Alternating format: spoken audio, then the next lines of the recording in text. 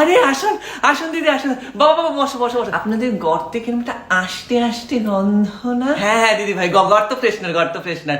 জঞ্জাল পচে হয়েছে, অর্গানিক, একদম অর্গানিক, অর্গানিক স্মেল দিদি। ওই তো মেয়ে চলে এসেছে, এটা রাখো এখানে, এখানে রাখো। একটা শাড়িও পরাতে পারেননি? ছবিতে যেরকম দেখেছিলাম ওরকম কিন্তু লাগছে না। না না দিদি ভাই, আমাদের কিন্তু আদি ইঁদুররা সবাই সাদা ইঁদুরের বংশ, আমরা সবাই সাদা ইঁদুর। আসলে বুঝতেই পারছেন, ওই এদিক ওদিক হতে হতে ইন্টারকাস্ট ম্যারেজ।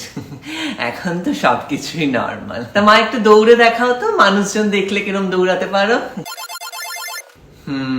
তা কাজ বাজ কিছু পারো? হ্যাঁ মা গর্ত খোঁড়া শিখিয়েছে, আরশোলা ধরা শিখিয়েছে। নাই।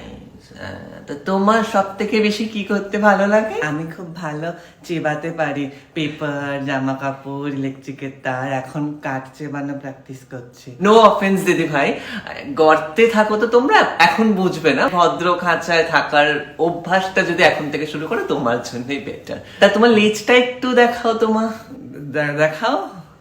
এই যে ও মা, এটা ইঁদুরের লেজ না বেড়ালের লেজ? না না না দিদি ভাই, বাবাকে